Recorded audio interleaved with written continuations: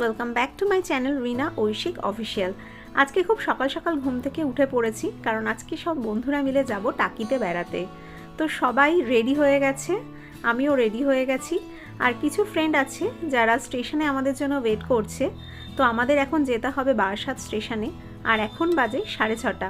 তো চলো দেখি তারা এসেছে কি না, কারণ আমরা সবাই মিলে একসাথে স্টেশন থেকে উঠব। তো হ্যাঁ, সবাই চলে এসেছে। এখন আমরা বারাসাত স্টেশনে রয়েছি, আর আমরা হাসনাবাদ লোকালে উঠব। সেখান থেকে আমরা টাকি রোডে নামবো। তো ওখানে গিয়ে আমরা ঠিক করেছি আমরা টোটো ভাড়া নিয়ে নেব, আর টোটো ভাড়া করেই আজকে আমরা সারাটা দিন ঘুরবো। সকালবেলা একদম ঘুম থেকে উঠতে ইচ্ছা করছিল না, কিন্তু কি হবে, ঘুরতে যেতে গেলে তো কষ্ট করতে হবে। আর ঘোরাটা তো হলো আমার কাছে সব থেকে প্রিয় জিনিস, আমি খুব ভালোবাসি ঘুরতে, তাই যখনই সময় পাই ঘুরতে চলে যাই। আর সব থেকে ভালো জিনিস হয়েছে ট্রেনের পুরো সিটগুলোই ফাঁকা ছিল, তাই আমরা সবাই একসঙ্গে বসতে পেরেছিলাম। আর সবাই মিলে খুব মজা করতে করতে গান করতে করতে যাচ্ছিলাম। গল্প করতে করতে হঠাৎ চোখে পড়লো একটা ছোট্ট বাচ্চা মেয়ে ট্রেনের উপর কি যেন করছে। আর তারপর দেখি কি সামনে দিয়ে হঠাৎ করে জানলা দিয়ে দেখা যাচ্ছে খুব সুন্দর প্রাকৃতিক দৃশ্য, আর সেটা তো মিস করা যাবে না। সঙ্গে সঙ্গে সবাইকে বললাম আমার জন্য জানলাটা ছেড়ে দিতে হবে, কারণ এইগুলো আমি একদম মিস করতে পারবো না। এত সুন্দর সর্ষের ক্ষেত, গাছপালা, সেগুলো কি মিস করা যায়? আর সেগুলো দেখতে দেখতে এখন চলে এসেছি টাকি স্টেশনে।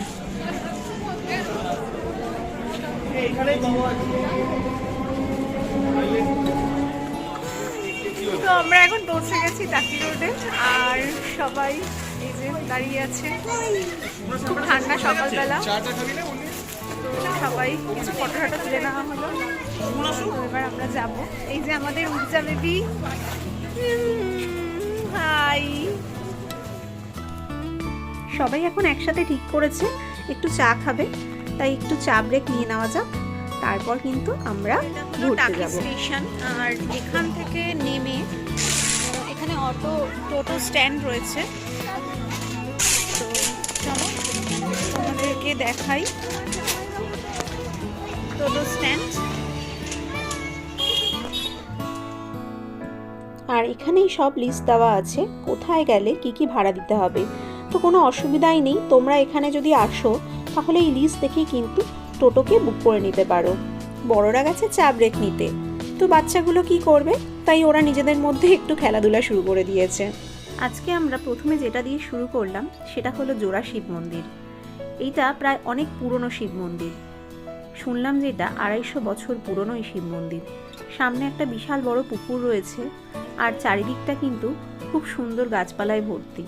তো চলো এখন যাচ্ছি শিব মন্দিরে, আর গিয়ে ঠাকুরকে দর্শন করব, তারপরে আমরা পরবর্তী স্পট দেখতে যাব।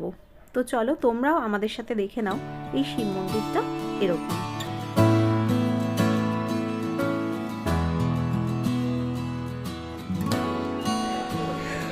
এটা হলো শঙ্কর রায়চৌধুরীর বাড়ি, রাজবাড়ি।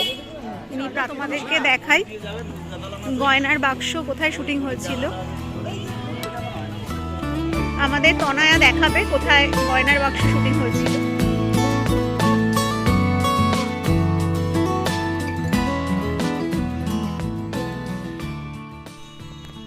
এই বাড়িটা কিন্তু বাইরে থেকে তালা দেওয়া ছিল, কারো ঢোকার কিন্তু এখানে পারমিশন ছিল না।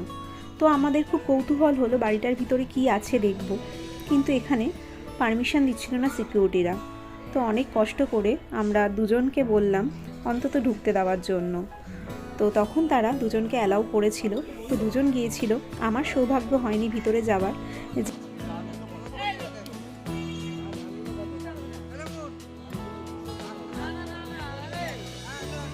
এখন আমরা এসছি একটা যে বাড়িটাতে, ওটা ওখানে আমাদের বাংলা বিসর্জন সিনেমার শুটিং হয়েছিল।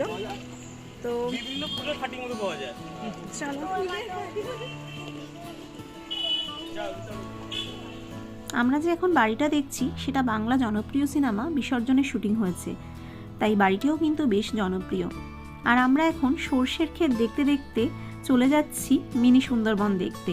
তো চলো মিনি সুন্দরবনটা তোমাদেরকে দেখাই। তো মিনি সুন্দরবনে যখন গিয়ে পৌঁছালাম তখন দেখি বেশ লাইন, অনেকটাই লাইন ছিল। তাই আমরা লাইন দিয়ে দাঁড়ালাম, কারণ লাইনটা ছিল এখানে ভোটার কার্ড অথবা আধার কার্ড জমা রাখতে হবে, তারপরেই কিন্তু মিনি সুন্দরবনে ঢুকতে পারা যাবে। তো আমরা সবাই মিলে লাইনে দাঁড়িয়ে আছি, আর লাইনে দাঁড়িয়ে থাকতে থাকতে সবাই কিন্তু খাওয়া দাওয়া শুরু করে দিয়েছি। বাচ্চারা যেমন ললিপপ খাচ্ছে, বড়রাও কিন্তু বাদ যায়নি, বড়রাও কিন্তু নানান ধরনের জিনিস খাওয়া শুরু করে দিয়েছে। তো চলো আমরা দাঁড়িয়ে থেকে থেকে কী খেলাম সেগুলো তোমাদেরকে দেখাই।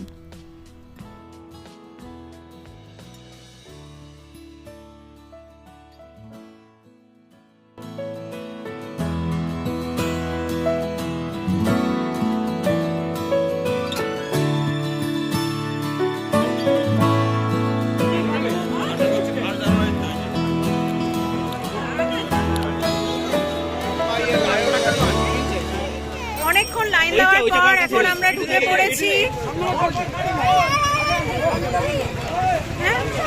এই আমরা ভ্যানে উঠবো। কজন আছেন আপনারা?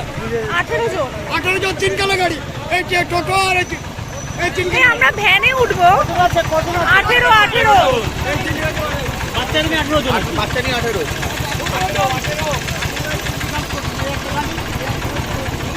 আমরা সবাই মিলে ঠিক করলাম আমরা টোটোতে যাব না, আমরা ভ্যানে করে যাব, কারণ খোলা আকাশের নিচে আর হাওয়া খেতে খেতে প্রাকৃতিক সৌন্দর্য দেখতে দেখতে যাওয়ার মজাটাই আলাদা। তাই জন্য আমরা সবাই মিলে ভ্যানে উঠে পড়েছি। আর যখন আমরা ওখানে গিয়ে পৌঁছালাম, দেখলাম চারিদিকে কিন্তু বেশ অনেক খাবার দাবারের দোকান রয়েছে।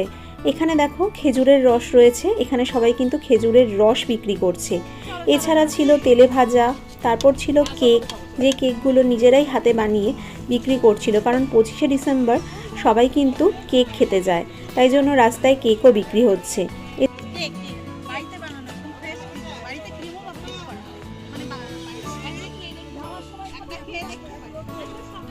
এছাড়া বিক্রি হচ্ছিল ডাব, আর তার সাথে কিন্তু সব জায়গায় দেখছিলাম বসিরহাটের গামছা বিক্রি হচ্ছে। এখানে কিন্তু প্রচুর পরিমাণে গামছা বিক্রি হয়, যেখানে যাচ্ছিলাম গামছা কিন্তু দেখতে পাচ্ছিলাম। আর ছিল বাচ্চাদের খেলনার দোকান, আরও অনেক কিছু। তো এই দেখতে দেখতে এখন আমরা কিন্তু পৌঁছে গিয়েছি মিনি সুন্দরবনে। আর এই সুন্দরবনের ভিতরে ঢুকতে গেলে একটা ব্রিজ দেওয়া আছে, এই ব্রিজটা ধরে যেতে হবে।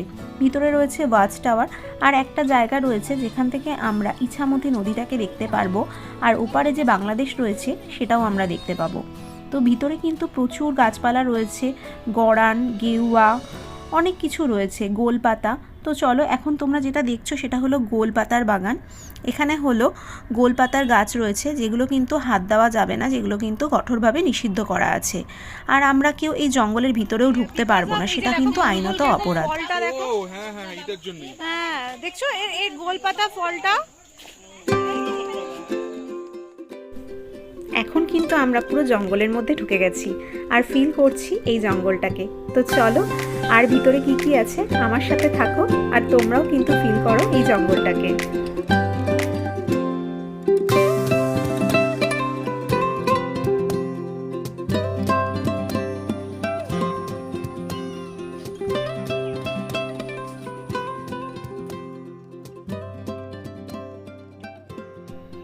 সামনে রয়েছে ইছামতি নদী, আর ওপারে রয়েছে বাংলাদেশ বর্ডার, আর আমরা রয়েছি ইন্ডিয়াতে। কি অদ্ভুত না? যাই হোক, এরপরে আমরা চলে এসেছিলাম ওয়াচ টাওয়ারে, যেখান থেকে পুরো জঙ্গলটাকেই বেশ ভালো করে দেখা যায়। আর তার সাথে ঐশিকও রয়েছে, সেও দেখবে ওয়াচ টাওয়ারে উঠে পুরো জঙ্গলটাকে, তাই ওর বাবার সঙ্গে যাচ্ছে। আর দেখো এখানে নানান ধরনের গাছপালা রয়েছে, কালো বাইন, কেউয়া, গড়ান। সুন্দরবন ঘুরতে ঘুরতে সবার কিন্তু খিদে পেয়ে গেছে, বিশেষ করে বাচ্চাগুলোর তো খুব জোরে খিদে পেয়ে গেছে।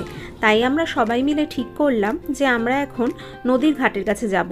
ওখানে বেশ ভালো ভালো রেস্টুরেন্ট আছে, আর ওখান থেকে আমরা আমাদের লাঞ্চটা করে নেব। তো যখন আমরা যাচ্ছিলাম, যেতে যেতে দেখলাম ওখানে কিন্তু অনেক নৌকো রয়েছে, আর নৌকা করে কিন্তু ইছামতি নদীতে ঘুরতে পারবে। আর সামনেই ছিল খুব সুন্দর বসার জায়গা, এখানে কিন্তু বসেও সুন্দরভাবে নদীকে উপভোগ করতে পারবে।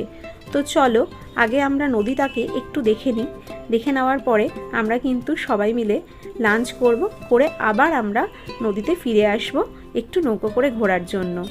তো চলো আমরা যেখানে গিয়েছিলাম লাঞ্চ করতে সেটা হলো টাকি সিটি গেস্ট হাউস, সেখানেই আমরা লাঞ্চ করেছিলাম। খাবার দাবার ছিল সত্যি খুব সুন্দর। আমি যদি তোমাদেরকে সাজেশান দিই যে তোমরা যদি কেউ ঘুরতে যাও এখানে কিন্তু অবশ্যই খেতে পারো, কারণ এখানের খাবার দাবার সত্যিই খুব সুন্দর ছিল। আমি তো ডাল আর বেগুন ভাজা দিয়ে পুরো ভাতটা খেয়ে ফেলেছিলাম। আর দেখো সামনেই ছিল একদম নদী, নদীর সামনেই কিন্তু এই রেস্টুরেন্টটা ছিল। আর সামনে নৌকা দেখতে দেখতে আমরা এখানে লাঞ্চটাও সেরে ফেললাম।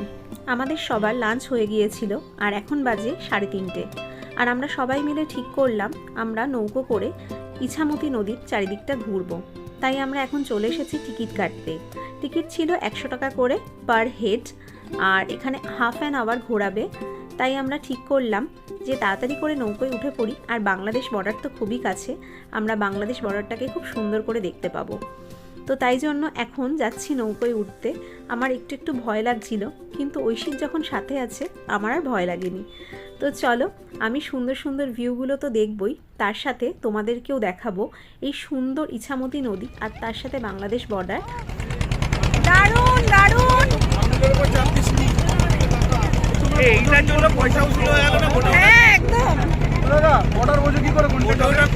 এখন আমরা রয়েছি ইছামতি নদীতে আর আমি এখন নৌকার উপরে উঠে পড়েছি।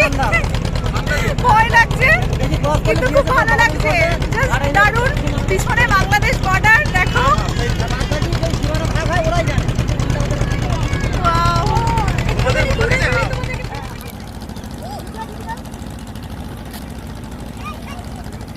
আচ্ছা, এটাকে কি বলে একটু বলো। এটা হচ্ছে বাংলাদেশ পিকনিক স্পট। এটা 3 নদীর মোহনা আছে। আচ্ছা, এরা গেছে বিদ্যাধরী নদী কাছে, সোজা কাছে কালেন্দি, এরা আতিশের মধ্যে। আচ্ছা এটা বাংলাদেশের কত কাছে ধরি? হ্যাঁ, সোজা কাছে কালেন্দি, এটা কালিন্দি, যেটা আতিশের মধ্যে। আমরা এখন ইছামতিতে আছি। এটা মোহনা। এই বাংলাদেশের লোকে হাই বলে দাও। বাংলাদেশের লোকে হাই। হাই বাংলাদেশ। ও ওটা পুরো বাংলাদেশ না? এটা পুরো বাংলাদেশ। ও ওটা ওদের পিকনিক স্পট, ওই লোকজন আছে অনেক। এই কেয়াপাতার জঙ্গল বলে ওটাকে, তাই? হ্যাঁ, কেয়াপাতা জঙ্গল। ভিড় হয় বেশি। আচ্ছা, ও এই মাছরাঙা দ্বীপটা সবুজ ওটা কোন দিকে? হ্যাঁ, এই যে দেখছিল সেটা আয়লা ধরে ভেঙে গেছে। হ্যাঁ, আমি বললাম না এলা ধরে হয়ে গেছে, পুরো নষ্ট হয়ে গেছে। ঘর বিল্ডিং ছিল, হোটেল ছিল ওখানে। হ্যাঁ। আজকে কিন্তু খুব সুন্দর লাগছে এই সুন্দর নদীকে। সূর্য আস্তে আস্তে অস্ত যাচ্ছে, আমাদেরও ফিরতে হবে বাড়ি, কিন্তু মন চাইছে না, কি করব। এই সুন্দর অনুভূতিগুলোকে মুঠো করে নিয়ে এবার ফিরতে হবে বাড়ি।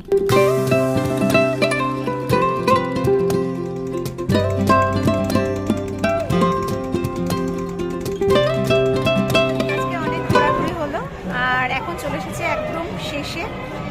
তো সবাইকে জানাই মেরি ক্রিসমাস এগেন। আর এখন বাড়ি চলে যাব। সারাদিন এই নদীর ধারে ঘুরলাম। এটা ইছামতি নদী আর পিছনে বলেইছি বাংলাদেশ বর্ডার। তো সূর্য অস্ত চলে যাচ্ছে এখন, বাড়ি যেতে ভালো লাগছে না, খুব ভালো লেগেছে বিশেষ করে নৌকাটা চড়ে। তো যাই হোক, আজকের মতো এখানেই ভিডিওটা এন্ড করলাম। তো সবাইকে টাটা। ও আর হ্যাঁ, যদি ভিডিওটা ভালো লেগে থাকে তাহলে প্লিজ লাইক, কমেন্ট আর শেয়ার করুন।